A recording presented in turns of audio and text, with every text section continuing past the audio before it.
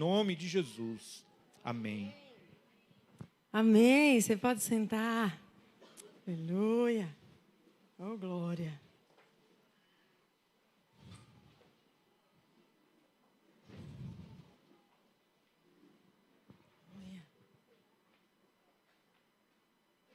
Aleluia.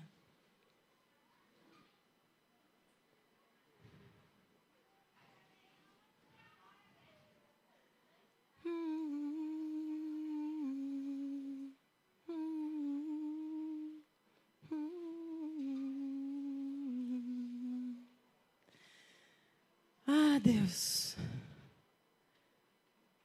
Obrigada pelo privilégio de podermos nos reunir.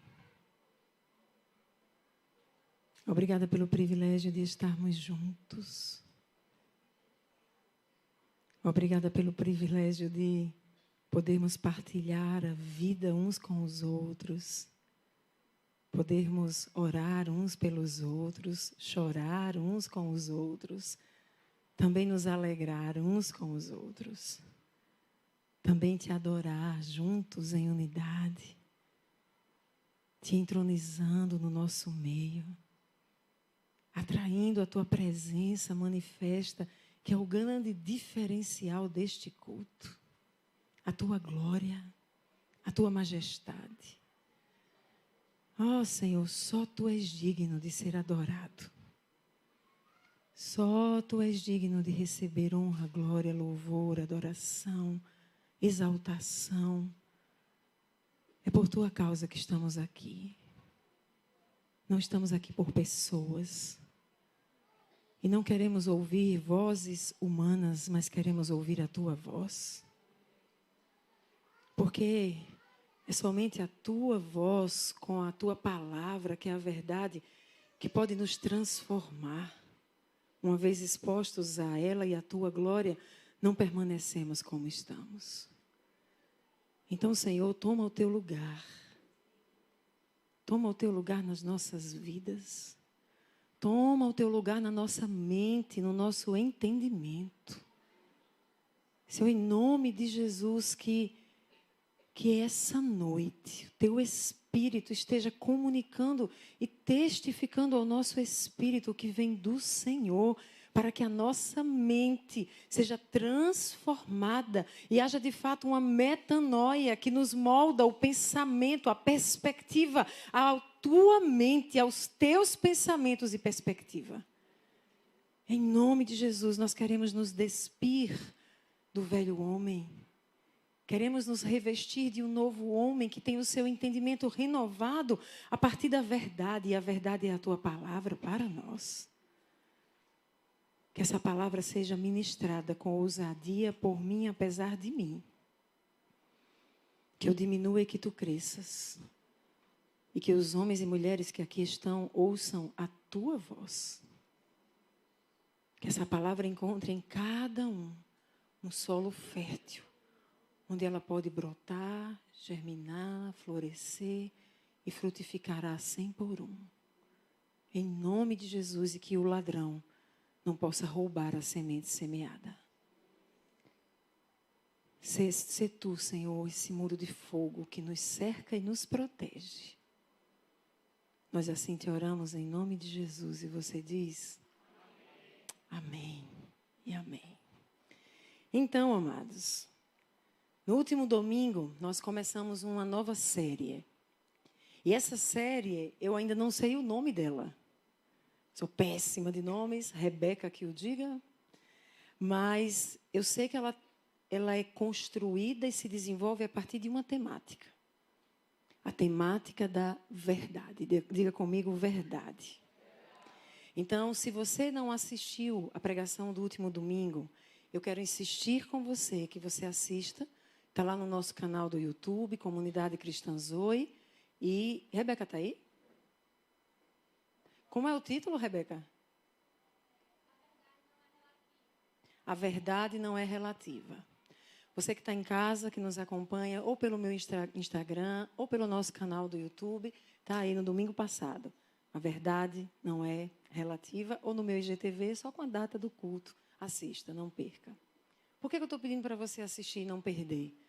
Porque nós estamos construindo uma compreensão sobre um dos fundamentos da cultura do reino do qual nós fazemos parte, que é a verdade. Então, é importante que você acompanhe. Mas eu vou fazer um resuminho, eu sempre tenho essa prática, para fixar em você aquilo que foi ensinado.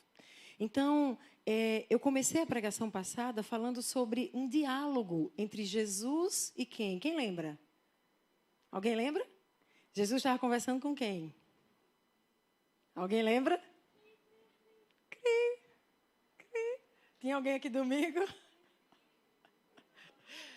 Não, Herodes não, passou perto. Pilatos. Jesus estava conversando com Pilatos. E Pilatos vai fazer uma pergunta. Quem lembra da pergunta? O que é a verdade? O que é a verdade? E, a partir disso, então, eu desenvolvi a reflexão do domingo passado. Porque Jesus e a verdade são indissociáveis. Na verdade, quando ele vai se identificar, ou vai ser identificado ali em João, a partir de uma expressão que ele mesmo declarou, ele diz, eu sou o caminho, a verdade. Então, não tem como pensar em Jesus, não tem como falar de Jesus dissociando, separando do conceito da verdade. Por essa razão, ele afirmou, lá em João 18, no verso 37, na parte B, que eu li domingo passado. Jesus não só disse que era a verdade, como ele vai dizer parte do propósito dele de ter vindo a esta terra. Ele diz, por esta razão eu nasci e para isto vim ao mundo. Ele está falando de propósito, de missão, de chamado, de realização. Para que eu vim ao mundo? E ele vai dizer, para testemunhar da verdade. Todos os que são da verdade. Está aí o texto? Não. Quem está aí? Ligado aí, gente. João 18, 37. Hoje é dia de Bíblia. Então, fica aí ligado, que vai ter muita referência. João 18, 37, verso B. De fato, por esta razão nasci e para isto vim ao mundo. Para quê? Testemunhar da verdade. Todos os que são da verdade me ouvem. Ou seja, ele está dizendo assim, tem uma galera que me ouve. Que galera é essa?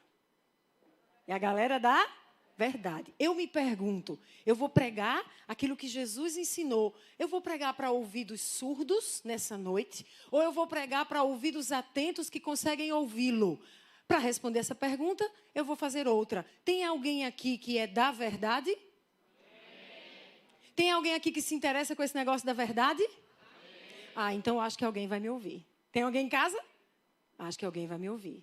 Porque os que são da verdade ouvem o que ele tem para revelar. Mas, se você não sabe, do jeito que tem os que são da verdade, existem aqueles que querem impedir a verdade. Você sabia disso? Diga assim, existem aqueles que querem impedir a verdade. Boa parte da pregação de hoje vai ser sobre isso, fique atento. Romanos 1, no verso 18, assim está escrito. Portanto, a ira de Deus é revelada do céu contra toda impiedade e injustiça dos homens que suprimem a verdade pela injustiça. Esse texto fala de ira de Deus e fala de homens que suprimem, que abafam, que negam, que há o quê? Verdade. Mas tem uma versão bíblica chamada NVT. Ela é mais nova e mais recente que a NVI. É a nova versão transformadora que consegue dizer isso de uma forma que a gente entende melhor. Então, eu vou ler essa versão, esse versículo. Diz assim, assim Deus mostra do céu a sua ira contra todos os que são pecadores e perversos, que por sua maldade impedem a verdade, impedem que a verdade seja conhecida. Deu para entender agora melhor? Paulo está fazendo uma exortação e ele está apresentando uma palavra dura. Ele está falando assim, olha, existe algo que acontecerá com homens que por sua maldade impedem que a verdade seja conhecida. O que vai acontecer com eles? Quem pegou o que o versículo diz? Deixa o versículo aí, Leo, um pouquinho. O que vai acontecer com homens que, por sua maldade, impedem que a verdade seja conhecida? A ira de Deus. Coloque a mão na mente. Diga assim, Senhor, em nome de Jesus, eu estou aqui. Eu podia estar em outro canto. Eu podia estar pedindo no sinal. Eu podia estar roubando. Eu podia estar fazendo um monte de outras coisas. Mas eu estou aqui. Então eu quero ouvir a tua voz, porque eu sou da verdade. Toma minha mente cativa ao teu trono de glória, de graça e de verdade. Me libera para entender o que será ministrado. Eu rejeito qualquer tentativa de roubo da verdade que será semeada nesta noite. E eu libero sobre a minha mente uma palavra de bênção para que a compreensão me faça entender a palavra da verdade. Em nome de Jesus, amém. O que eu estou tentando dizer a vocês é que existem aqueles que são da verdade, mas existem aqueles que praticam por sua maldade a tentativa de impedir que a verdade seja conhecida. Sobre esses, o texto que nós lemos diz que virá a ira de Deus. Diga, a ira de Deus. A Bíblia fala de ira de Deus, sim ou não? Sim. Ok. Mas eu não quero me focar nisso. Eu quero chamar a sua atenção para o fato de que existem homens que atuam com um propósito. Diga, propósito. Lembra que eu comecei essa pregação dizendo que Jesus vem para o quê? Que propósito?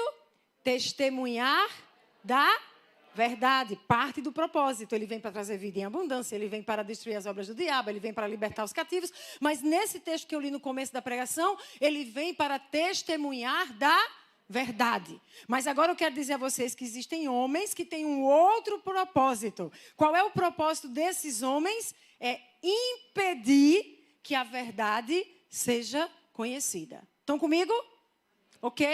Está tudo na palavra direitinho? Então vamos evoluir um pouquinho. Vamos pensar um pouquinho mais. A quem pertencem esses homens? O que é que vocês acham?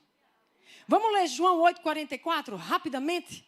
João 8,44 diz, quando Jesus, e eu já li isso aqui muitas vezes, quando Jesus está ali num confronto com religiosos, ele diz, vocês pertencem ao pai de vocês. Quem é o pai daquela galera que Jesus está falando? O diabo, que vocês querem realizar o desejo dele. Aquela galera que Jesus estava falando queria realizar o desejo de quem?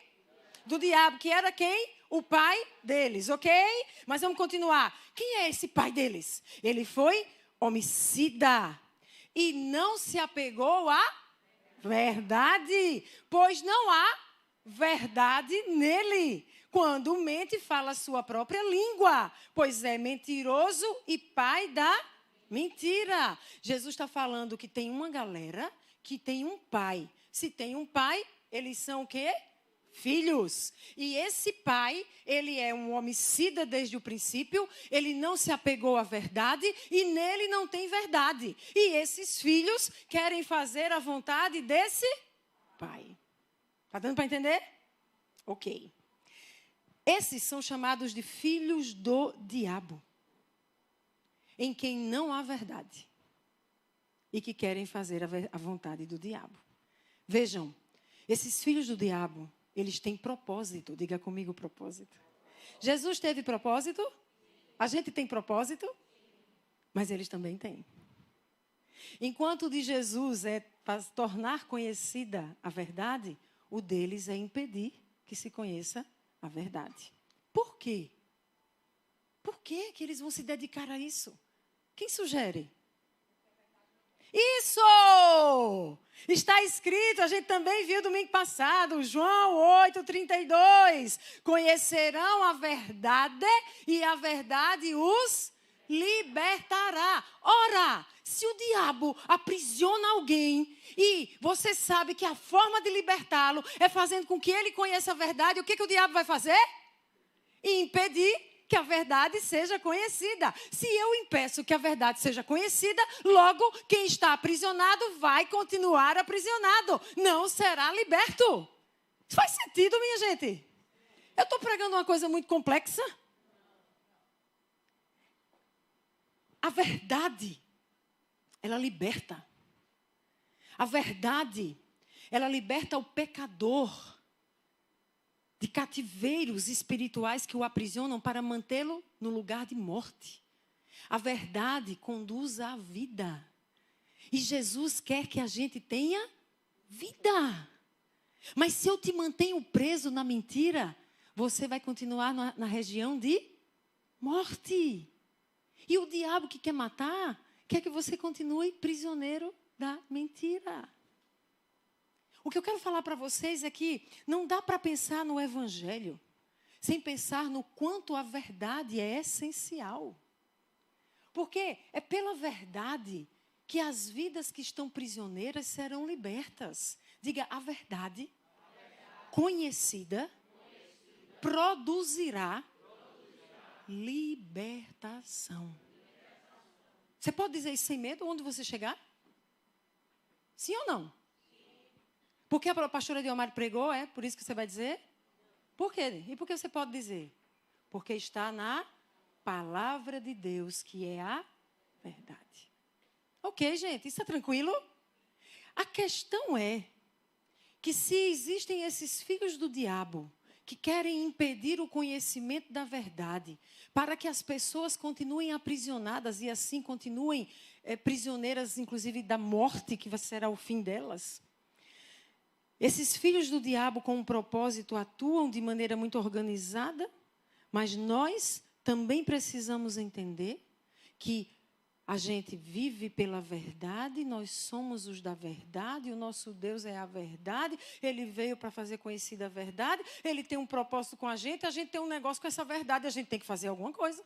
Sim ou não? Olha o que a palavra fala sobre nós em 1 João 3, do verso 7 ao verso 10. Primeira carta de João 3, do verso 7 ao verso 10. Filhinhos, ele está falando com alguns filhinhos. Esses filhinhos aqui, será que são os filhinhos do diabo ou são os filhinhos de Deus?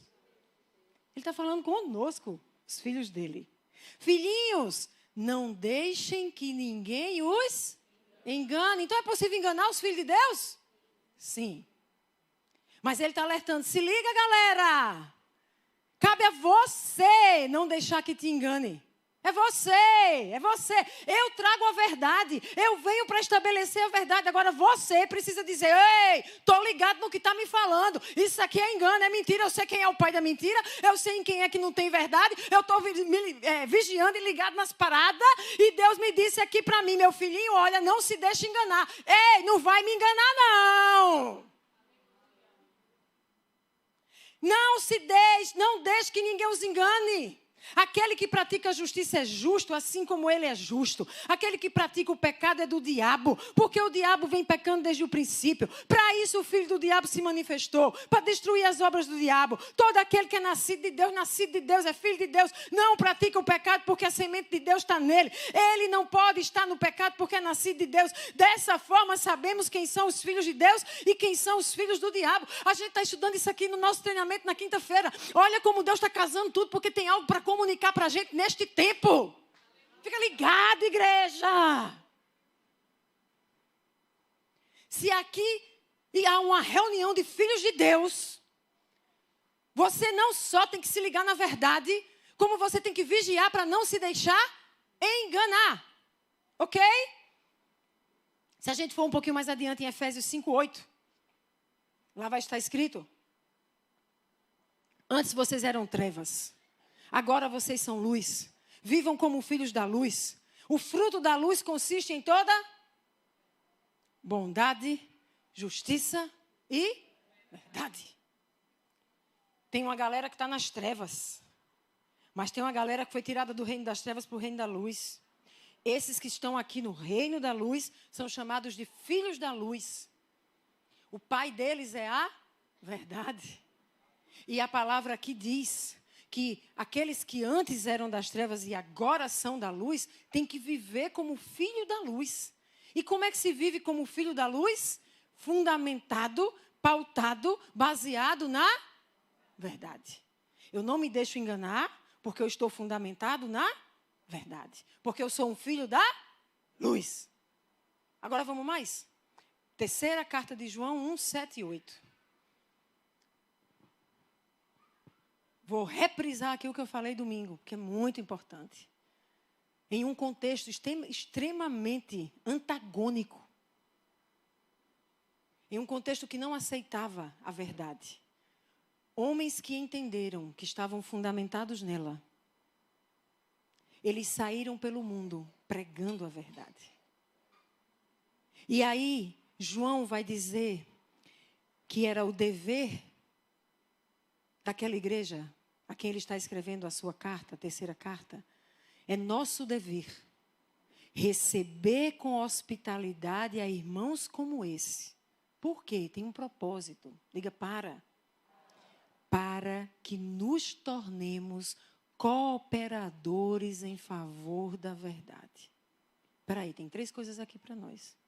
Primeiro, se eu sou filho da luz, se eu sou filho de Deus, eu tenho que viver na verdade. Segundo, eu não posso deixar que me enganem. Terceiro, eu também preciso ser um cooperador da verdade. Vocês entendem comigo que o Senhor constrói algo e nos entrega que vai para além de simplesmente saber que Jesus é a verdade? Então a gente vai pregar que Jesus é a verdade, sim ou não? E isso deve ser a verdade da nossa vida, sim ou não? Basta? É isso que eu quero levar vocês a entender. Não basta a gente vir aqui fazer evento evangelístico e proclamar Jesus é a verdade. É a verdade, a gente vai fazer. Mas tem que ir além. A gente não só vai declarar que Jesus é a verdade e entender que a verdade é indissociável de Jesus. Nós precisamos também viver na verdade. As nossas vidas sendo desenvolvidas a partir da verdade. Ok? Mas a gente ainda precisa ir além. Tem uma galera aí que quer impedir que a gente viva na verdade, conheça a verdade, acesse a verdade, são os filhos do diabo. E a palavra diz que eles vão tentar nos enganar. Então a gente ainda tem que não se deixar enganar. Basta? Não, ainda tem mais. Meu amigo, junta aí vocês, porque vocês têm que ser cooperadores da verdade. Vocês têm que ser cooperadores da verdade. Quer dizer, vocês têm que participar da obra da verdade. Quando os caras estavam indo lá arriscar a vida deles para que a verdade fosse conhecida por aqueles que não a conheciam, João está dizendo, junta eles, porque vocês têm que ser cooperadores da verdade. Uns vão se juntar fazendo uma coisa, outros vão se juntar fazendo outras, mas vocês precisam estar unidos, cooperando com a verdade. Que é fundamento essencial do reino, daquele que é a verdade. Faz sentido, gente, o que eu estou falando? É um negócio muito complexo. A questão é que a gente vive numa cultura que ela não enaltece, ela não exalta, e ela sequer usa a verdade como fundamento. Porque é uma cultura caída. Diga, cultura caída. A cultura caída é uma expressão usada para uma cultura que está separada de Deus. É uma cultura que está sob ingerência e influência do maligno. E o diabo é o quê? Mentiroso, e nele não há verdade. E a cultura que ele está desenvolvendo, vocês acham que é a cultura da verdade ou a cultura da mentira? E na cultura da mentira, o que é que vai ser exaltado? A verdade ou a mentira? A gente está envolvido nessa cultura. E aí, gente, existe algo que eu quero falar hoje, que é a questão da narrativa. Diga comigo, narrativa. As narrativas são alvo da nossa missão como discípulos de Jesus. Essa é a hora que quem está anotando, anota. Quem não está anotando, anota. Pega o celular. Quem não quer pegar o celular, fica assim, Jesus, desculpa a minha preguiça, mas pelo menos bota na minha mente isso. Porque isso é uma chave para a gente enquanto discípulos de Cristo nesta terra. Narrativas, especialmente as mentirosas, elas são alvo da nossa missão. Como filhos da luz, filhos do Rei Jesus, discípulos de Cristo. As narrativas, especialmente as mentirosas, são alvo da nossa missão. Como filhos da luz, como filhos do Rei Jesus e como discípulos dele, comissionados por ele. Comissionar é chamar e entregar uma missão. Agora tem uma missão. Você está com uma missão. Você foi comissionado. A missão de ser discípulo dele nesta terra. Você vai precisar ser um cooperador da verdade. E se existem narrativas de mentira, o que você vai precisar fazer? Fecha o ouvido. Aperta o ouvido. Bem apertado, os dois, por favor. Apertem, bem apertado. Pode apertar. Deixa de preguiça. Deixa de preguiça. Aperta o ouvido. Samuel, é? Samuel, que preguiça é essa? Apertou o ouvido. É essa a solução? Diante de alguém que esteja gritando mentiras? Mas você não está mais nem ouvindo direito. Hã? Não basta isso, não. Você arranja um jeito de não ouvir e está resolvido. É isso? De acordo com o nosso comissionamento, basta tapar o ouvido e dizer, não, quero nem ouvir, quero nem saber que existe? É isso, igreja? O Senhor disse que nós temos que ser cooperadores da verdade. Mas a mentira está sendo ensinada como verdade através de narrativas de engano. Então a igreja tapa o ouvido, se esconde, corre lá para dentro da comunidade, fecha a porta, bota o louvor o mais alto possível e a gente finge que nada está sendo dito. É isso, igreja de Cristo na terra.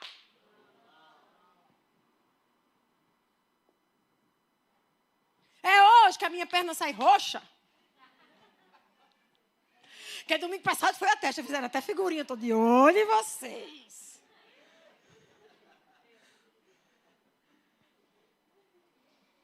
Minha gente, o que é uma narrativa? Eu vou ler o que diz um dicionário. Com uma explicação bem rápida, bem prática, bem objetiva. Narrativa, ação, processo ou efeito de narrar, narração. 2, exposição de um acontecimento ou uma série de acontecimentos mais ou menos encandeados, relacionados, reais ou imaginários. Diga comigo, reais ou imaginários. Toda narrativa é verdadeira? Toda narrativa é sobre algo que aconteceu de fato? Pode existir uma narrativa que não é algo que aconteceu de fato, mas é imaginação? Ok. Por meio de palavras ou de imagens. Aí eu vou ler para vocês uma matéria jornalística de uma revista de circulação nacional, que o título dessa matéria é O Poder da Narrativa.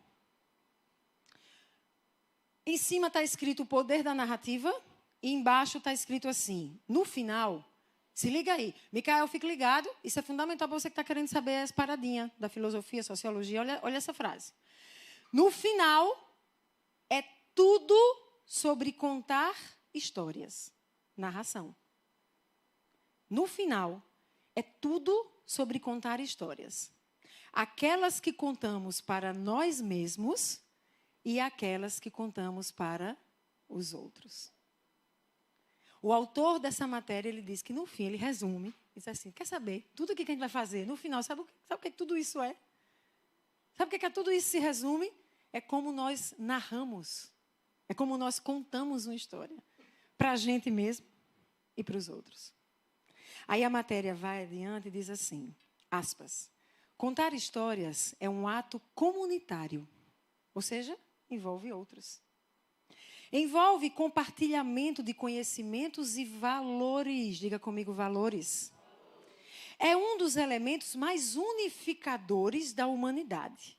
Ou seja, uma narrativa, uma narração, uma história contada tem um poder de unificar, de unir, de agregar pessoas.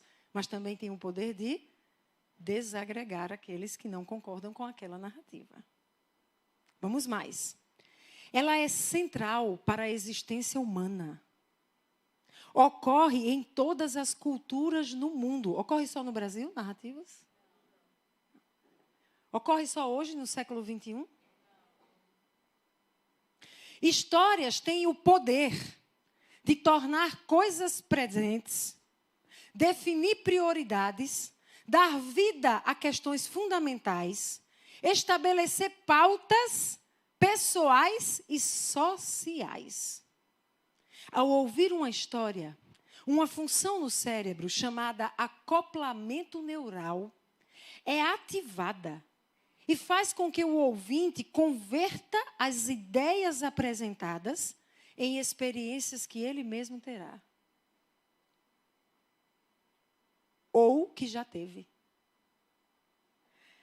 Isto torna o conteúdo mais pessoal, mais fácil para o ouvinte se identificar, o que aumenta a influência da narrativa sobre eles.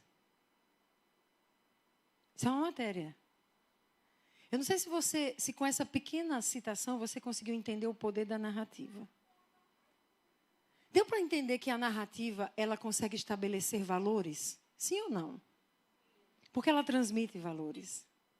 Deu para entender que a narrativa, ela consegue mudar a forma como eu vejo as minhas próprias experiências? Sim ou não?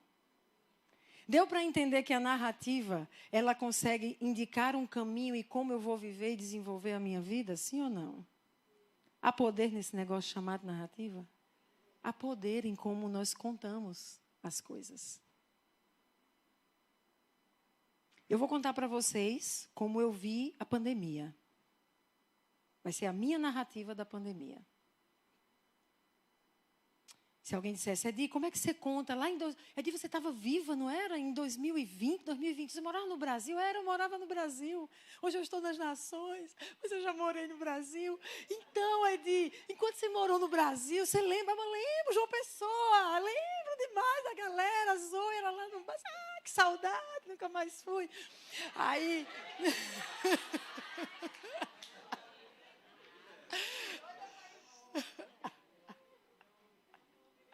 Essa hora que o meu amor se entorta todo na cadeira.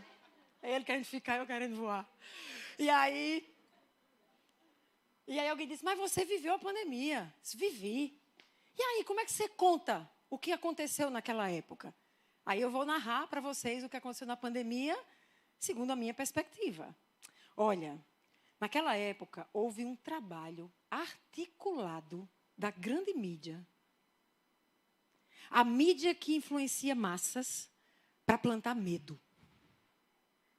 Então, você ligava a televisão, as matérias eram defunto, cova cavada, tem mais cova cavada nos cemitérios, e era pânico, era de manhã, de tarde, de noite, curva da morte, morreu mais não sei quantos, morreu mais não, espera que morra mais não, e medo. Houve uma estratégia de comunicação para implantar o medo na população. Medo de quê? Medo da morte. Ora, o medo paralisa. Como se sabe que o medo paralisa? E é provado pelos estudiosos, tanto da biologia, as questões neuroquímicas, a neurociência, e inclusive a psicologia.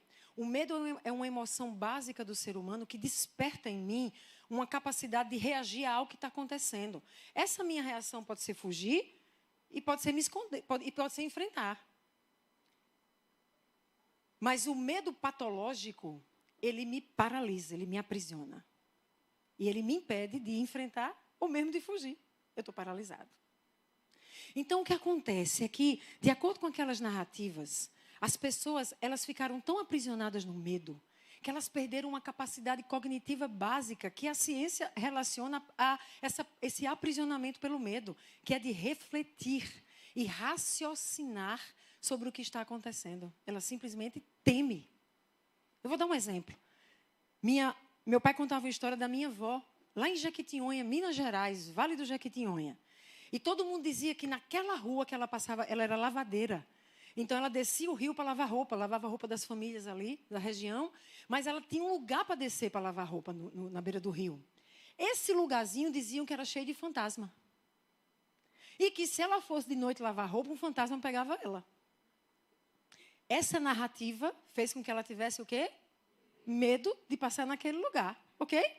Então, um dia ela precisou lavar roupa de noite. Lá vai ela, aquela lavadeira com a baciona lá de roupa. E um lençol foi caindo aqui, ó.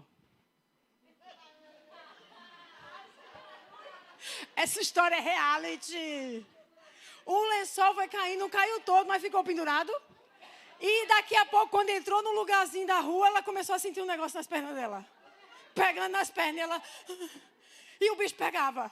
E aí ela começou a correr. Quanto mais ela corria, mais o lençol escorria, pegando e foi se enrolando nela. Ela dizia, fantasma! E a bichinha chegou caindo lá no rio. E o bicho branco, aí que ela achava que era um fantasma, para entender que era um lençol. O que é isso, minha gente? É que o medo nos impede de raciocinar. No medo, eu não consigo nem parar e dizer, peraí, deixa eu ver primeiro, deixa eu olhar. Ali eu vi que era o lençol. Quando colocam medo na gente, a gente perde a capacidade de avaliar racionalmente as coisas.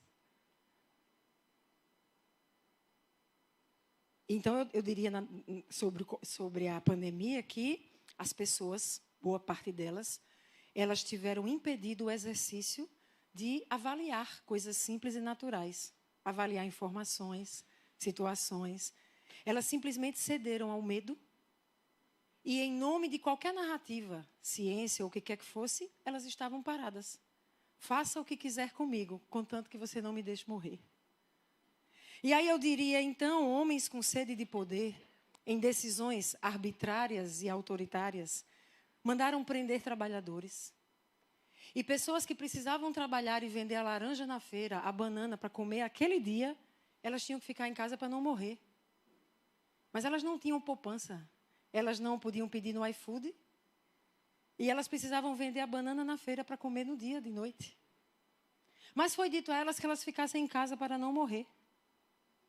E elas ficaram sem comer, para não morrer.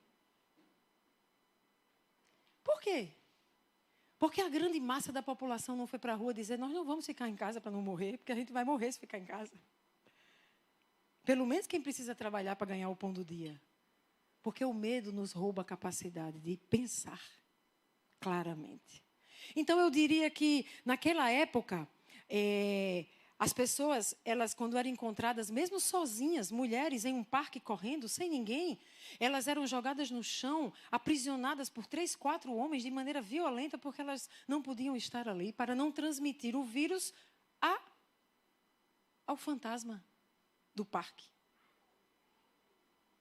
Eu diria que algumas pessoas tiveram seus negócios fechados e selados e acorrentados. E eu diria que uma mulher, eu ouvi o relato da mulher chorando, vendendo sapatos, entregando em drive-thru. Ela foi proibida de mandar o sapato em drive-thru. Ela está chorando, dizendo, como é que eu vou pagar as funcionárias e como é que eu vou comer esse mês? Eu não estou abrindo a loja, eu estou mandando o sapato pelo entregador. Mas era possível mandar a comida pelo entregador. O iFood funcionou na comida, mas no sapato não. Porque o vírus escolhia. No sapato ele passava, na comida não.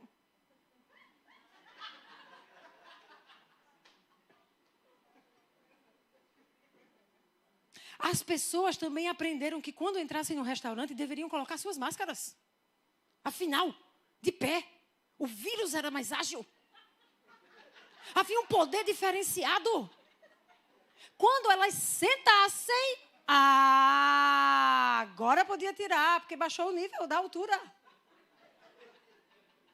Então, elas lidaram com isso muito bem. Elas entravam e botavam, e sentavam e tiravam. E quando ia levantar, botavam logo, que elas eram sabidas. A coisa aconteceu assim. Tinha toque de recolher. E aí o cara não podia pegar o carro para ir numa rua, em determinadas cidades, mesmo que ele estivesse sozinho dentro do carro. E mais, dentro do carro sozinho, numa rua sem carro, com a máscara. Ligado! O vírus é sabido, cara! Tinha um grupo que era uma tal de tais de crianças. Essas crianças, estudos diziam que se elas pegassem a tal doença, o risco de morte era mínimo. Elas nem iam saber que pegaram. Mas elas foram impedidas por mais de um ano de frequentar a escola. Afinal, elas não podem morrer, a maior parte delas não vai, mas de repente elas vão ser as que transmitem para quem vai estar em casa sem sair. Não, não deixa elas saírem.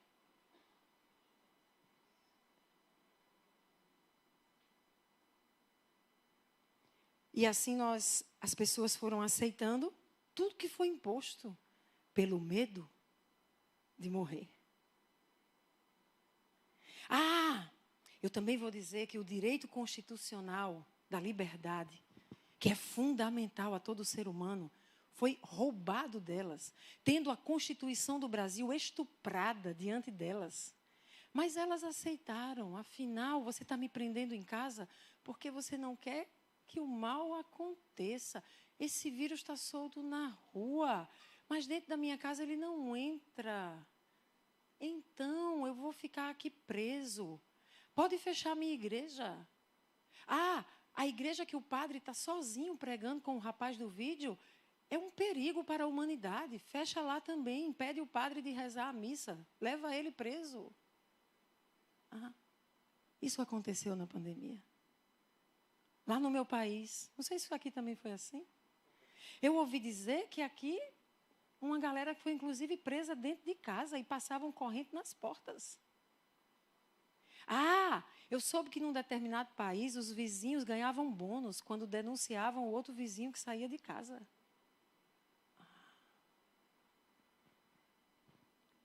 Mas todos aceitaram e permitiram que o direito constitucional da liberdade fosse arrancado deles para que eles não morressem. Agora, sabe o que me surpreende? É que um ano depois, mais ou menos, lá na China, uma cepa do vírus bem menos perigosa, chamada Ômicron, todo mundo pegou, eu mesmo peguei. 2 dias estava boa. Mas essa cepa chegou na China. Sabe o que o governo da China fez? Ele construiu ruas inteiras com containers. E eles começaram a entrar nas casas, eles arrancavam os bebês das mães. Eles arrancaram um filho, por exemplo, que a mãe com câncer, e o filho cuidava dessa mãe, ela não tinha ninguém. Porque ele estava testado, mas sem sintomas. E ele testou positivo, ele foi colocado trancado no container. E a senhora solitária com câncer ficou só. Os containers somaram quilômetros de distância. As pessoas estavam lá trancadas. Havia o centro só com bebês, sem mãe e pai, gritando e chorando. E eles fizeram isso à luz do dia, com várias matérias na mídia. E o povo sequer comentou. Eu lembro de um dia que eu estava indo pregar na Zoe. Eu pregava na Zoe quase todo domingo. E nesse dia eu estava indo pregar na Zoe e eu vi a matéria. Vocês acreditam que tinham assim centenas de chineses enfileirados para entrar num ônibus, porque estavam sendo levados para esses campos que eram... Não, concentração não. Campos de concentração não. Eram campos para guardar a vida dos chineses tão amados pelo governo. E eles estavam com uma malinha entrando nos ônibus para ir para os containers. E ninguém sabia quando é que eles iam voltar. Mas era para salvar vidas. Eu contaria assim a história sobre a pandemia. Talvez outros vão contar de uma outra maneira. Narrativa. Outros podem contar uma narrativa diferente e vão influenciar muitos. Eu espero que Deus me faça virar uma influencer da verdade, para expor as minhas narrativas também. Deu para entender o poder da narrativa? Sim ou não, gente? Que bom. Hoje nós lidamos com uma perigosíssima narrativa. E eu falo dela como último ponto dessa pregação hoje. Essa narrativa ela é essencial para a preservação do Evangelho, do Reino de Deus. E para a sobrevivência dos discípulos de Jesus que entendem o que é ser discípulo. E precisam proclamar a verdade. Sabe que narrativa é essa?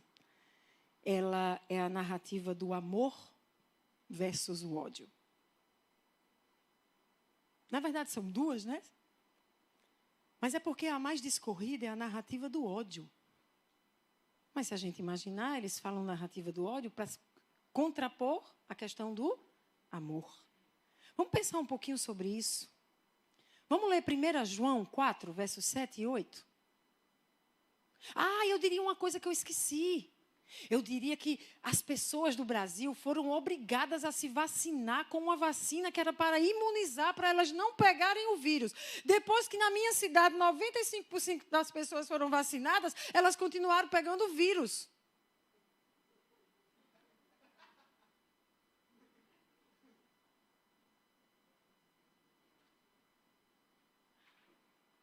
Aí os médicos disseram assim: não, você toma vacina para a doença ser mais leve.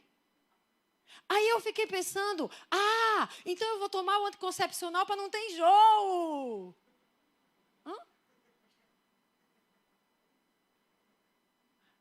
Toma anticoncepcional para não engravidar, não é? Mas se eu engravidar, eu pelo menos não vou ter tanto enjoo. Deu para entender? Toma vacina para não pegar, mas se pegar, você não pega tão forte. E você não pode trabalhar se não tiver o cartão vacinado. Nem entrar na escola, nem na faculdade. E as crianças, o menor grupo de risco, bota elas também. Mesmo que não saibam o risco que elas vão correr. Mas voltando para a narrativa do ódio. 1 João, capítulo 4, versos 7 e 8. Está escrito: amados, amemo-nos uns aos outros, pois o amor procede de Deus. Aquele que ama é nascido de Deus e conhece a Deus. A Bíblia fala de amor? Fala? Fala mesmo, estou impressionada. Em João 13:34 diz: um novo mandamento lhe dou. É Jesus mesmo, viu? Aqui não era nem João contando, não. Porque, na verdade, tudo era João contando, né? Que João escreveu na primeira carta lá. Mas aqui ele está narrando uma fala de Jesus, tá? Entre aspas. É diferente do texto lá de 1 João. Aqui é Jesus dizendo assim, direto, citação direta. Um novo mandamento lhes dou. Vamos ver que mandamento foi esse que Jesus deu. Amem-se uns aos outros. Jesus mandou amar? Como eu amei, vocês devem amar. E lá em João 3,16 tem o texto básico que a gente sempre usa da fé cristã, do evangelho, é esse texto. Que texto é esse? Diz lá, foi Jesus também que disse, aspas, porque Deus tanto amou o mundo que deu seu Filho unigênito para que todo o que nele crê não pereça, mas tenha vida eterna. Eu vou perguntar a vocês. Podemos dizer que Deus é amor? Tem um texto que diz, quem não ama, não conhece a Deus, porque Deus é amor. A gente pode dizer que Deus é amor, sim ou não? A gente pode dizer que Deus mandou amar, sim ou não? A gente pode dizer que Deus amou, sim ou não? E a gente pode dizer que Jesus também amou e mandou a gente amar como Ele amou? Sim, ok. Vou falar para vocês uma narrativa com base na palavra. Narrativa. Jesus é amor. Ama o mundo. Não faz acepção de pessoas. Veio para te dar vida abundante. A questão não é o que você faz. A questão é o que Ele fez por você. Ele te amou e isso basta. Cadê o glória a Deus, minha gente? Olha lá. A narrativa. Jesus é amor, sim ou não? E Jesus amou o mundo, sim ou não? Jesus faz acepção de pessoas? Não, tem um versículo lá que diz que Ele não faz acepção de pessoas. Jesus veio para dar vida abundante, sim ou não? A questão não é o que você faz, a questão é o que Ele fez por você, criatura. Ele te amou, isso basta. Amém. Coitado de quem disse amém. Vai ficar constrangido. Mas só um pouquinho, depois passa. Acontece nas melhores famílias. Gente, esse é o poder da narrativa. O que o Senhor mandou para a gente? O que o Senhor mandou a gente fazer? Não se deixe enganar. A gente pode ser enganado? Aqui nessa noite a gente foi enganada? Acabaram de ser enganado com a narrativa aqui. Eu vou provar a você. Aqui, agorinha. Numa atmosfera profética, quando eu cheguei, estava uma unção, glória. O louvor estava... Atmosfera profética espiritual do raio do Pentecoste. Adoração mais de 1 hora. Louvor, eita, pregação da verdade, da palavra. Teve gente enganada com a narrativa. Narrativa é poderosa. Narrativa é poderosa. Eu vou desmantelar essa narrativa agora. 1 João 5,3. Vou ficar no mesmo João. Está escrito, porque nisto consiste o amor a Deus, em obedecer aos seus mandamentos. Vamos lá? Vou começar a apresentar a você uma relação. No que consiste o amor a Deus? Obedecer a quê? Mandamentos. Meus? Dele. Jesus exortou em João 14,15. Se vocês me amam, obedecerão aos meus mandamentos. Que relação tem aqui? Amor com obediência. João 14, a partir do verso 21. Quem tem os meus mandamentos e lhes obedece, esse é o que me ama. Quem ama é quem faz o quê? Obedece. Aquele que me ama será amado por meu Pai. Eu também o amarei e me revelarei a ele. Verso 23. Diga comigo, se alguém me ama, obedecerá a minha palavra. Meu Pai o amará, nós viremos a ele e faremos nele morada. Aquele que não me ama, não guarda as minhas palavras. Estas palavras que vocês estão ouvindo não são minhas, são do meu Pai que me enviou. Ou seja, quem é que não guarda as palavras de Jesus? Quem não ama. Mas quem ama, guarda. Foi o que ele disse? E qual é a relação que ele está fazendo entre amor e obediência? Sim ou não? Agora eu vou citar a Bíblia de Estudo NVI, quando fala desse verso 23. Diz, ama, obedecerá, amará. Mais uma vez, o amor e a obediência estão vinculados entre si. Mateus 24:12. Olha o que Jesus vai dizer. Devido ao aumento da... Já está aí? Maldade. O amor de muitos... Sabe qual é essa palavra maldade no grego? Anomia. Olha o que é que Strong... Como é que Strong define essa palavra? Condição daquele que não cumpre a lei, que não conhece a lei, que transgride a lei, que despreza a lei. Iniquidade. Por isso que as versões que não são NVI, a corrigida, a revista, eles vão dizer assim esse versículo. Devido ao aumento da iniquidade, o amor esfriará. Aqui Jesus está fazendo outra relação já. É que na hora que a desobediência aumenta, o que acontece com o amor? Diminui, esfria. Aqui desses textos eu posso fazer uma declaração sem medo de errar. Amor e obediência têm uma relação indissociável. Sim ou não? Amor e obediência são diretamente proporcionais. Aula de matemática, sim ou não? Quanto mais eu amo ao Senhor, mais eu obedeço. Ok? Agora, amor e iniquidade, pecado, maldade, desobediência são inversamente proporcionais. Quanto mais eu peco e vivo na iniquidade, menos eu amo. Estão comigo?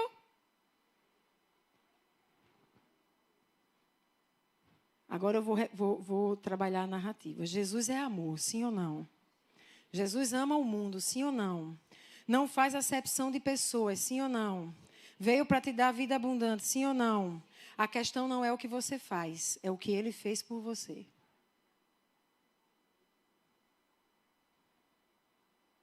Ele te amou, isso basta. Vocês estão vendo que algumas pessoas estão com medo de me responder assim? Tá certo, Edi.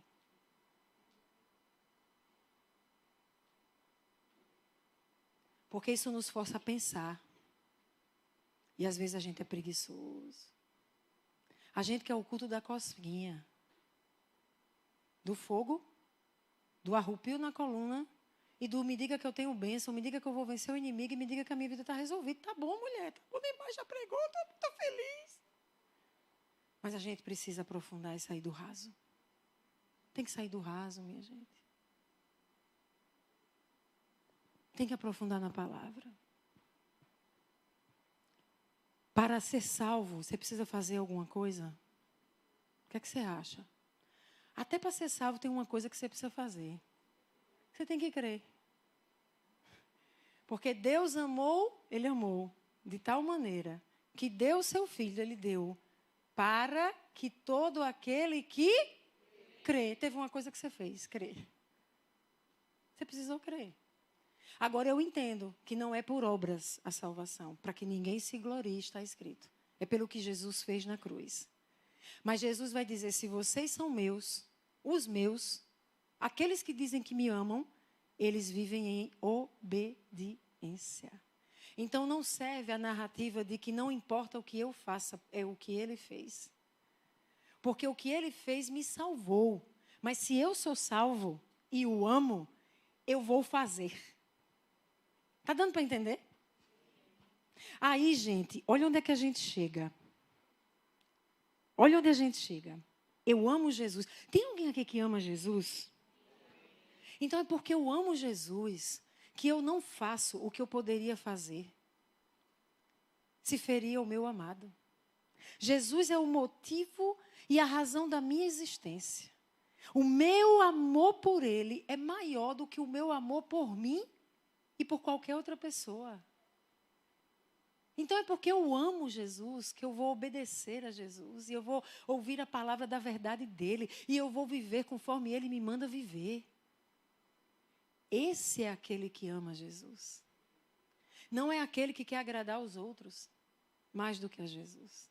E não é aquele que quer agradar a si mesmo mais do que Jesus. Aqui está a chave, gente. A narrativa sobre o amor na cultura caída, ela é diferente da narrativa sobre o amor na cultura do reino de Jesus. Sabe como é que a gente é bombardeado com um ensino enganoso, deturpado, onde o amor, ele está completamente separado da obediência, como elementos que não guardam uma relação entre si. Então essa galera diz amar o Cristo, escute isso. Dizem amar o Cristo que esteve disposto a renunciar, sacrificar e entregar tudo de si por amor. Jesus fez isso? Então elas dizem amar o Cristo que se disponibilizou a renunciar, se sacrificar, entregar tudo por amor. Mas elas não amam a Cristo a ponto de renunciar, sacrificar e entregar tudo por amor a Ele. Então é fácil dizer que amo. Eu amo Jesus. Jesus é o meu amado. Mas o que eu faço não importa. Só importa o que Ele fez. Está dando para entender a narrativa? Então deixa de olhar para mim. Deixa de falar do que eu faço. Isso é ódio. Me ama como Jesus? Jesus só me amou.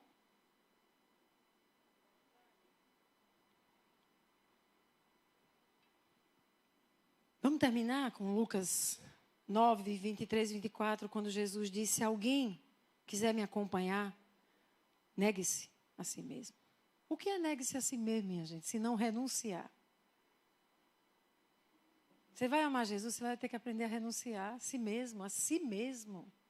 Negue-se a si mesmo, tome diariamente sua cruz, siga-me, porque quem quiser salvar a vida vai perder, mas quem perder a vida por mim, esse vai salvar. Na cultura do reino, você morre para viver, você perde para ganhar, você renuncia para receber.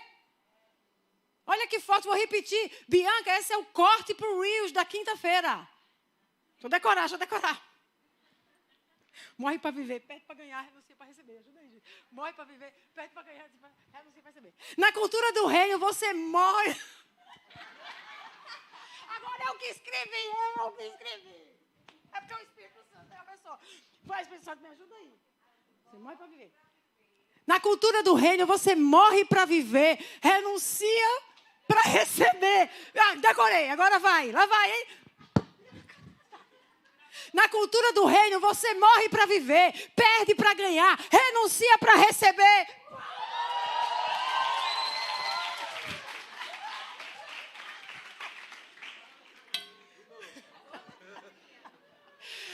Olha, minha gente, isso é loucura para o mundo. O mundo olha o nosso Jesus e diz, coitadinho, morreu. Porque na cultura do reino ele estava morrendo para gerar vida.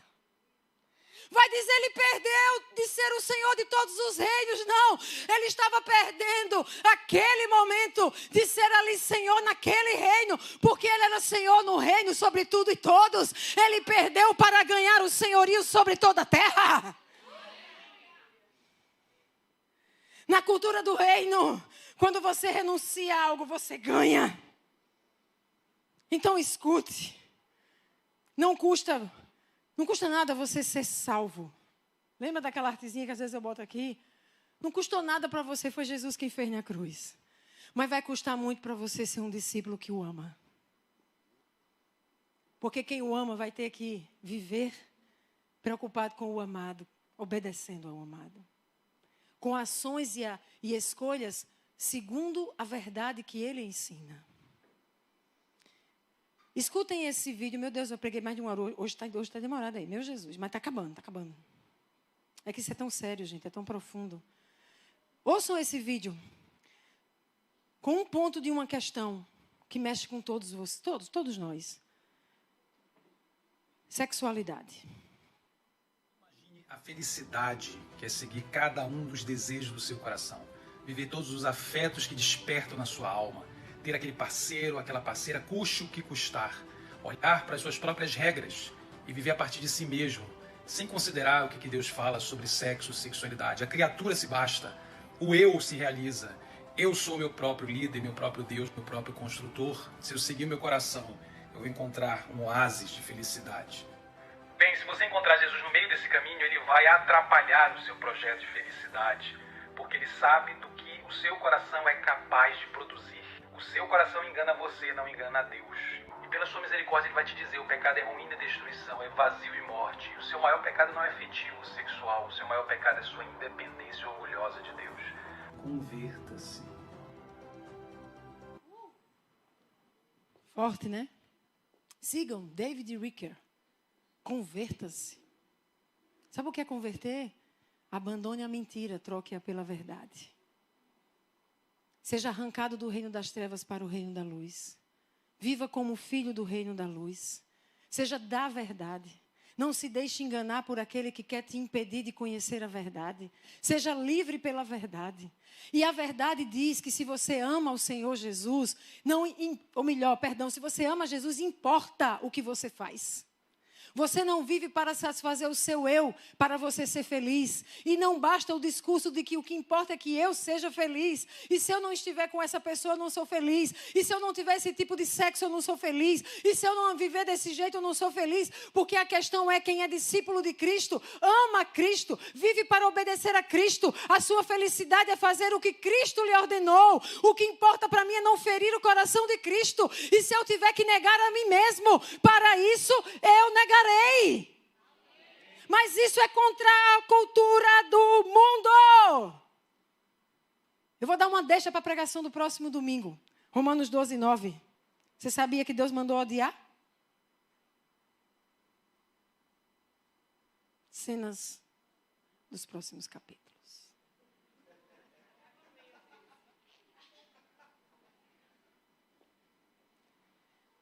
Gente, será que alguém conseguiu entender um pouquinho dessa pregação? Chegou o tempo. Chegou o tempo que nós precisaremos ser os cooperadores da verdade. Não basta só conhecer a verdade e ser liberto por ela.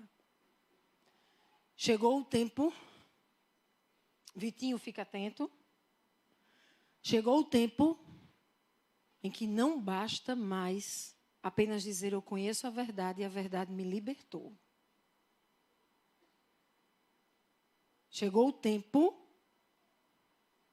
de dizer eu não quero mais viver no engano, eu quero a verdade, eu quero ser livre, mas eu quero ser um cooperador da verdade. Chegou o tempo em que o raso não sei a palavra, satisfaz. Chegou o tempo em que quando alguém diz alguma coisa para mim, eu não engulo do jeito que me disse. Chegou o tempo em que eu vou ponderar mais sobre o que está sendo dito. E eu vou para a palavra da verdade para saber se aquilo é uma narrativa de atos imaginários, de algo mentiroso, ou se é a palavra da verdade. Chegou o tempo. A minha questão é quem está interessado nesse tempo.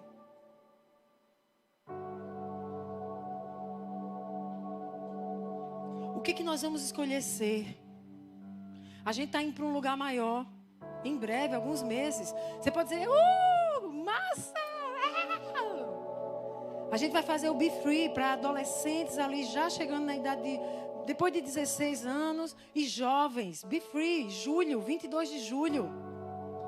A gente vai lançar redes, a gente vai salvar vidas, vai pregar a verdade que liberta. A gente vai libertar vidas desses jovens e adolescentes aprisionados por um inimigo que quer matá-los. A gente vai dizer, não, Jesus veio para te dar vida, você vai ser cheio de vida, amém?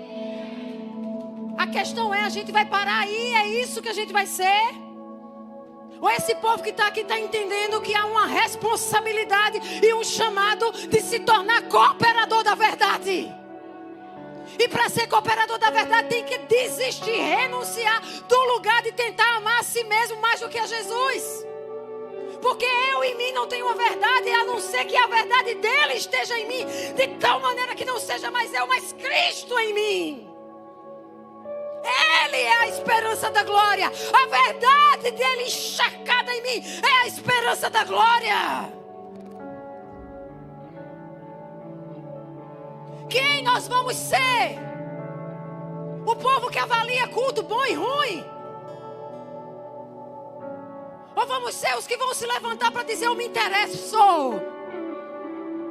eu quero conhecer mais. Eu quero escola bíblica, pastora, cadê a escola bíblica? O que você me indica ler? Quem você me indica ouvir? Que treinamento que eu posso fazer? Que curso? O quê? Eu preciso da verdade, porque eu quero cooperar com ela em uma cultura que é cheia de narrativas de engano para levar à morte. Você vai continuar de culto em culto? Vai receber uma hora de pregação e ficar agoniado se passar de uma hora? Porque já deu para a sua cota da semana? É essa a sua vida de discípulo de Cristo? É isso mesmo que você está satisfeito? É sério isso?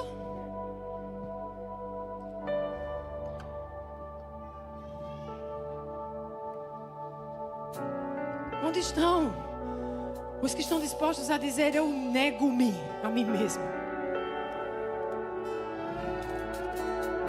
Onde estão os dispostos a dizer, não vou viver pelo conceito de felicidade daquilo que eu quero, que me dá prazer. Eu sendo o meu Deus, eu sendo. Porque a questão é maior, é Jesus, é quem Ele é como viver para Ele na verdade dEle. Há um povo aqui assim, porque é esse povo que Jesus está chamando nesse tempo, no fim dos tempos, nesses tempos terríveis e sombrios que estão vindo. É um povo que Ele vai contar, é um remanescente fiel, que Ele vai dizer assim, levanta-te, você está disposto a se negar, você está disposto a me conhecer, está disposto a sair do raso, está disposto a ser cooperador da verdade, venha, eu conto com você.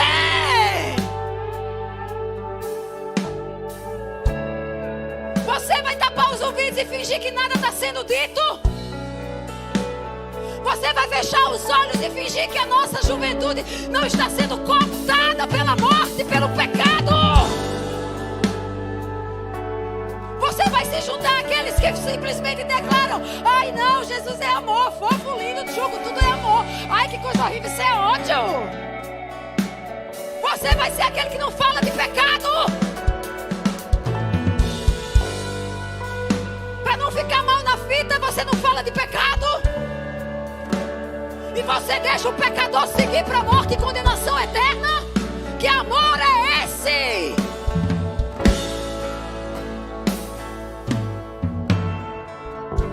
Comece a orar onde você está.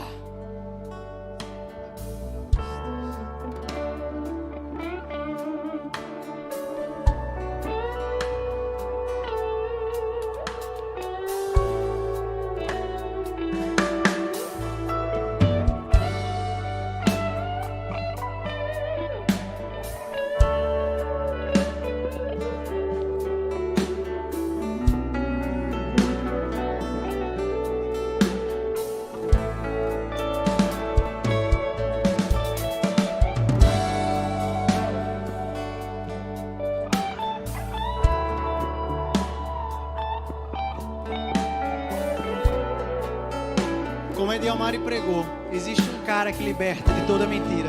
Existe um que é a própria verdade, que nos tira das amarras e das algemas da mentira, daquilo que o mundo tem pregado, daquilo que o mundo tem falado. E eu queria fazer uma pergunta para você.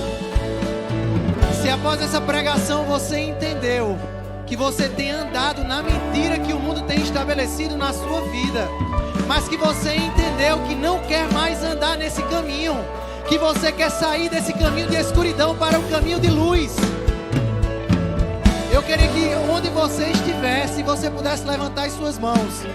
Você quiser, eu quero andar com Jesus, eu quero andar na verdade, eu quero andar naquilo que Deus tem para mim.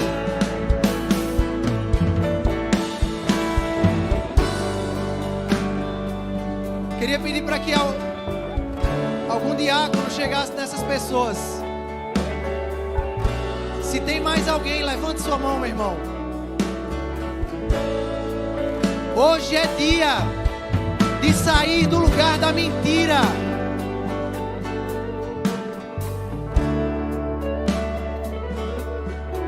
Eu queria que os diáconos fossem até eles e encorajassem-os para virem aqui à frente, para que nós pudéssemos orar.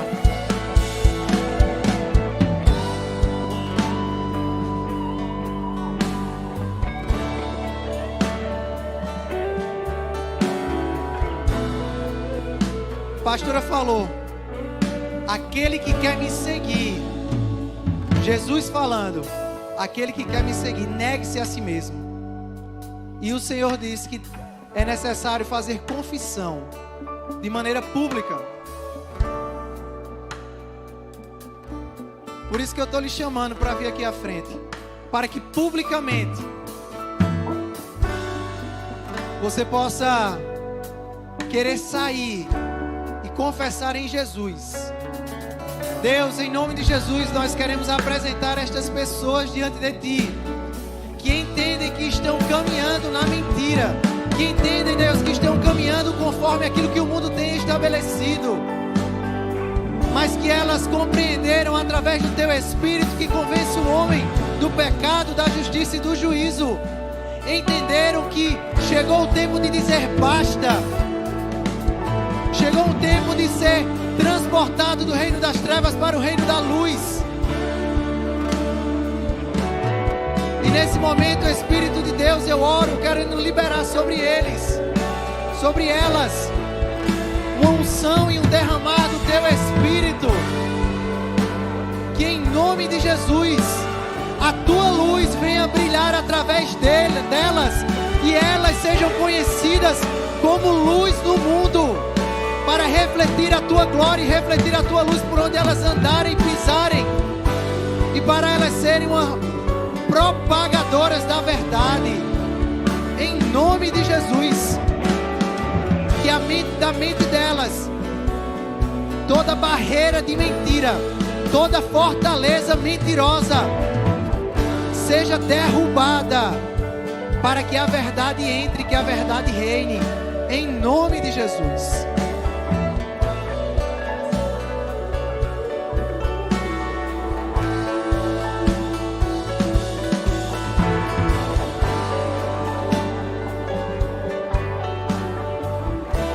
E eu queria fazer um outro convite.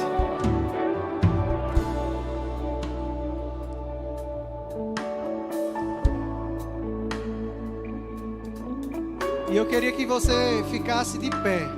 Não todos, só as pessoas que aceitarem o convite.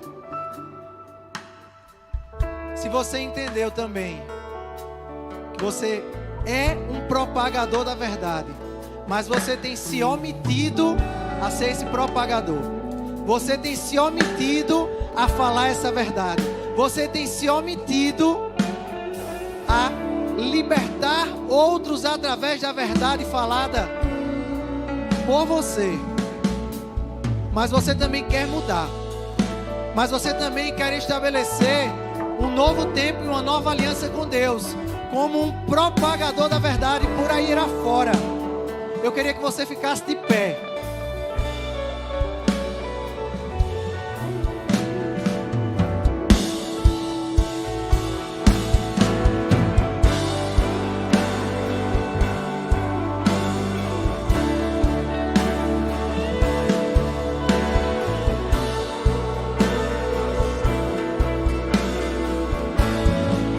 nome de Jesus.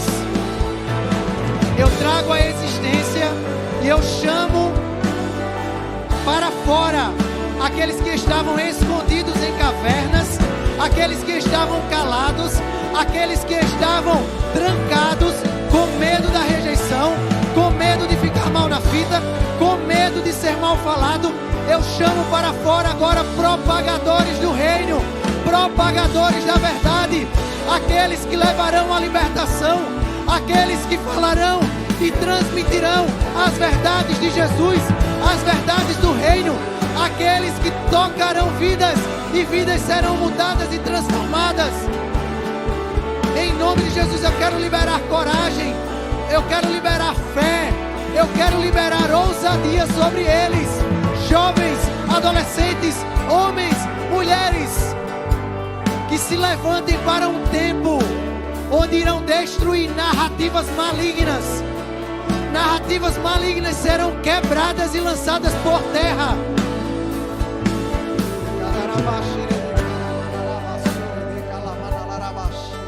E esse fogo, eu vejo fogo na boca de pessoas. Eu vejo fogo na boca de pessoas. Eu vejo fogo na sua boca, Ana Paula. E através da sua vida, Ana Paula, você falará a verdade. E essa verdade queimará em adolescentes, queimará em corações, queimará sobre aqueles que estarão escutando.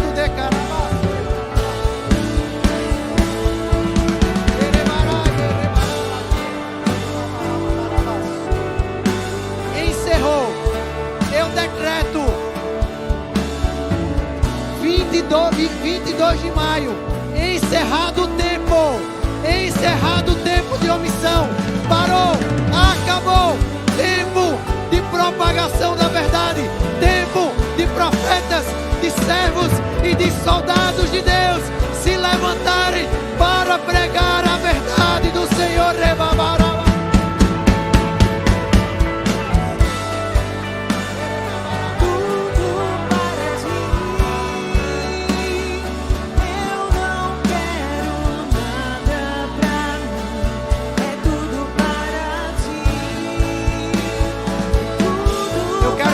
Todos que se levantaram aqui para receber ministração, venham, venham, venham, venham, venham, venham. Todos que se levantaram.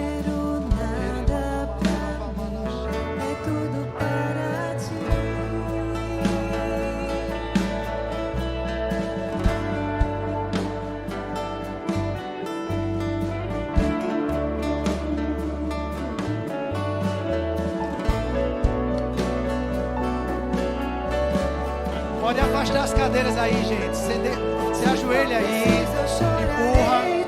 Os diáconos, por favor, ajudando. Quem estiver do lado, ajudando também. Conforme eu vou morrendo, você vai vivendo em mim. Se for preciso, eu renunciarei de novo. Eu me consagrarei de novo. Conforme eu vou sumindo, você vai crescendo em mim.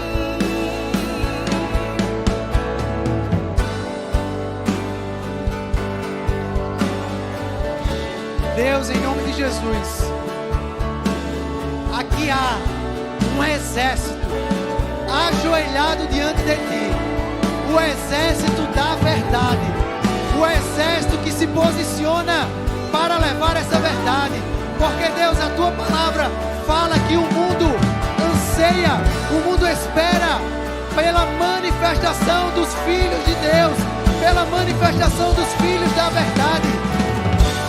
E estamos aqui, Senhor, para dizer: eis-nos aqui, para ser um canal aberto para que essa verdade flua em nós e através de nós.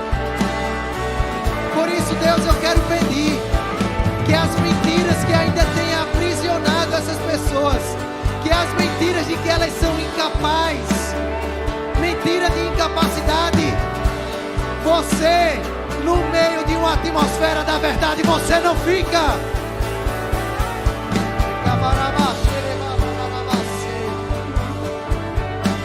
Que as mentiras que foram levantadas nas mentes e nos corações como fortalezas, impedindo para receber.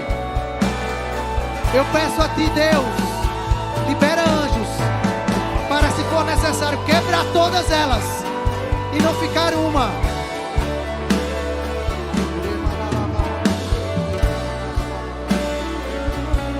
Eu oro, Deus, pedindo ao Senhor, intercedendo, clamando, chorando. Levanta esse povo, levanta a Tua igreja. Não queremos ser mais aqueles que ficam aguardando, olhando, julgando, mas queremos ser agentes do reino, agentes que manifestam e liberam a Tua glória. Que em nome de Jesus, sobre as nossas vidas, seja derramado do Teu Espírito, Espírito de poder, Espírito da graça, Espírito de Deus. Enche, te pedimos por mais, te pedimos por mais, te pedimos por mais, por mais, por mais, por mais.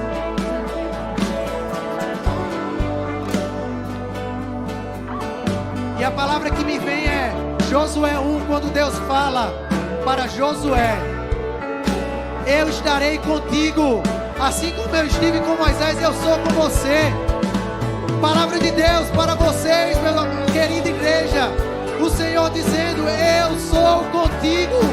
Não tema, não pare, não tema. Deus está ao teu lado. Deus estende a mão direita para dizer: eu sou ombro a ombro contigo, por onde você for eu estarei. Mas essa mesma palavra que Deus vai falar para Josué, eu sou contigo, Ele também vai dizer: sede forte, sede muito corajoso.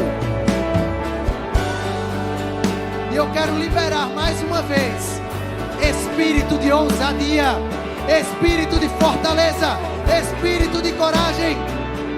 Não mais uma igreja amedrontada, não mais uma igreja travada e parada, mas uma igreja que rompe, uma igreja que rompe, rompe, rompe em ousadia.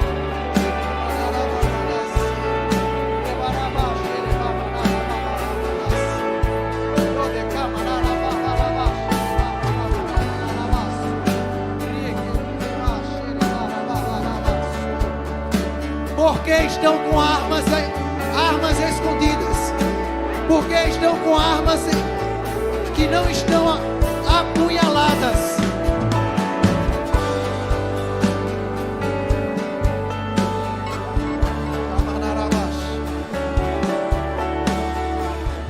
O Senhor tem uma exortação aqui. Pessoas que receberam armas e estão com elas na bainha.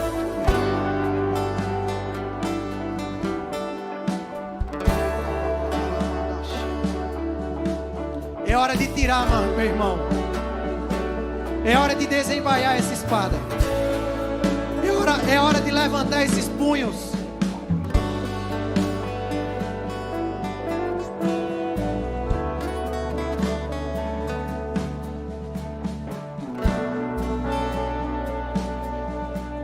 E aqueles que já receberam oração, não saiam, fiquem aqui. Se você saiu, fique aqui. Não saia, por favor. Não saia.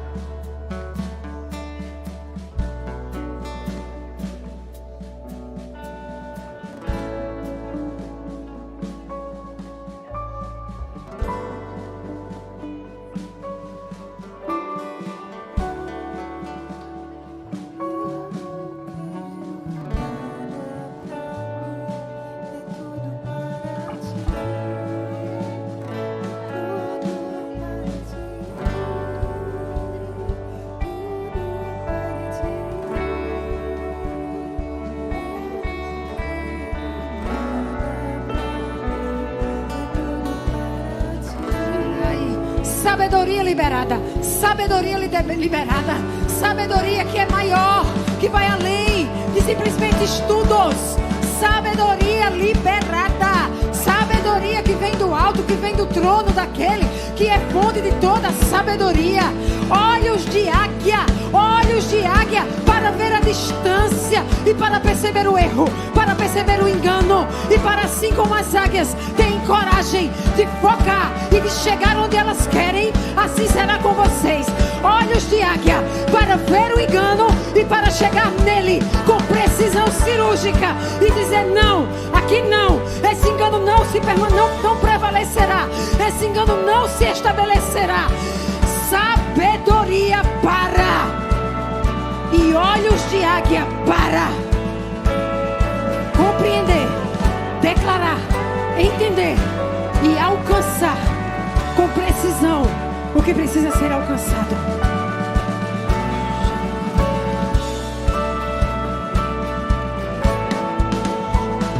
Em nome de Jesus.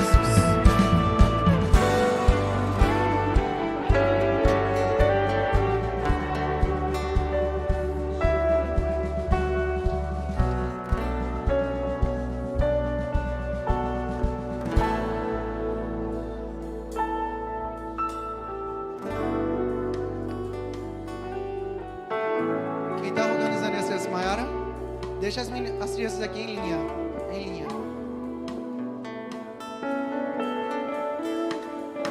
Será que cabe ou tem muita?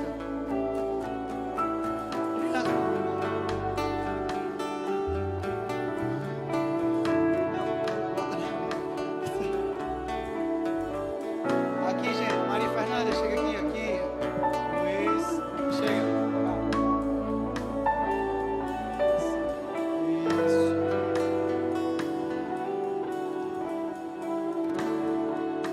Pra cá, minha filha.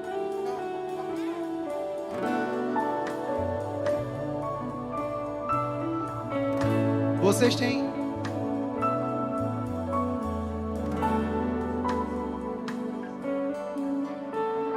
têm um desafio. Vocês vieram para cá à frente, porque vocês entenderam que não dá mais para ficar calado, que não dá mais para não falar e não pregar a verdade, que não dá mais para apenas ficar olhando. E o desafio é: todos vocês vão liberar em pelo menos uma dessas crianças, que essas crianças terão uma mente guardada pela verdade, que essas crianças crescerão na verdade e que elas se tornarão também parte desse exército que propagará, porque não agora, porque esperar, mas agora também propagarão a verdade nas escolas, propagarão a verdade nas famílias, propagarão a verdade nos parques, propagarão a verdade nas brincadeiras. Então se levante e venha ministrar, meu amigo.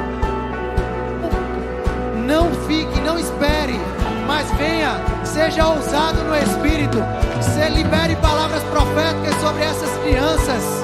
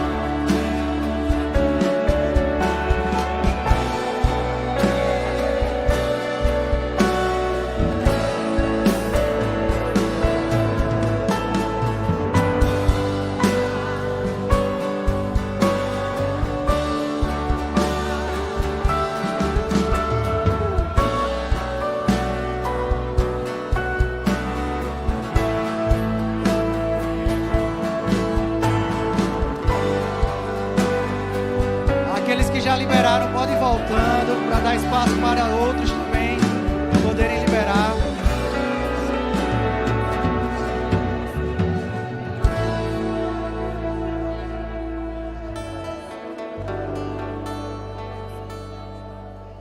Se tiver criança no berçário, vá também no berçário, libere sobre a vida delas. Não deixem que as crianças do berçário saiam também sem uma ministração, sem uma liberação profética.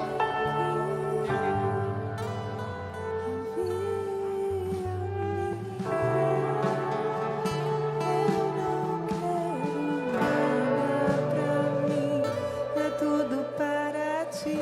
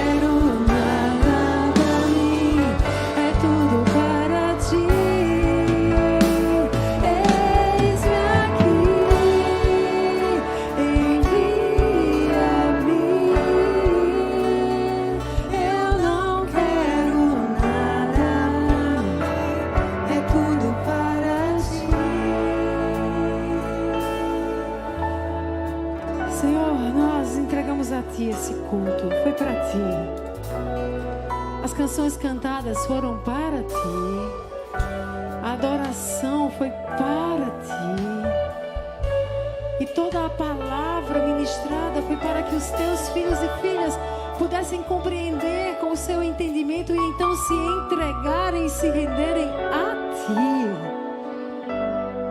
Recebe-nos, recebe-nos como filhos da luz, recebe-nos como filhos da verdade. Recebe-nos como cooperadores da verdade. E usa-nos apesar de nós. Derrame sobre nós graça para conseguirmos dizer não àquilo que nos faria felizes. Para que de fato entendamos que a felicidade real e genuína está em Ti. Em satisfazer a Ti e não a nós mesmos. Concede-nos graça para carregarmos a cruz. Concede-nos graça para negarmos-nos a nós mesmos. Concede-nos graça para entender que ao sacrificarmos, renunciarmos e nos rendermos, nós estaremos, ao invés de perdendo, ganhando. E ganhando vida e vida para todos sempre. Faz-nos corajosos e ousados diante de toda ameaça e tentativa de intimidação. Nos dê sabedoria no falar e coragem para não retroceder. Em nome de Jesus. Amém.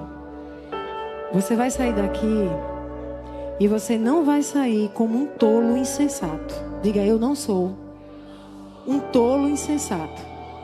O que é um tolo insensato? É aquele que se instigou aqui, sai ali e agora vira uma metralhadora que fala sem pensar. Você não tem o espírito de um tolo, você tem o espírito de sabedoria. O que significa ser sábio e ter sabedoria? É que você vai sair daqui comprometido em pensar para falar, em orar e ter uma vida de intimidade para que o Espírito te dê o que falar quando você não conseguir nem pensar. Vindo do alto, sabedoria do alto. Se comprometer em alimentar primeiro com a palavra, conhecer a verdade e então ser liberto para libertar. Amém? Você não está sendo chamado para sair, para começar a detonar pessoas. Você vai se capacitar para saber como desconstruir narrativas. Diga, eu serei um desconstrutor. Existe essa palavra? Desconstrutor. Existe? Mas se não for, inventei. Desconstrutor, aquele que não constrói, que está fazendo o contráriozinho. Um derrubador, um destruidor de narrativas enganosas. Diga, eu serei um de narrativas mentirosas. Para isso, eu saio no modo verborragia. Verborragia é hemorragia do verbo. Fui eu que inventei essa palavra para meu filho, que fala demais sem pensar. Verborragia, sai falando, blá, blá, blá, blá, e não pensa. Não. Você vai ser alguém que vai ser cheio de sabedoria, prudente e sábio para falar e calar no tempo certo. Amém?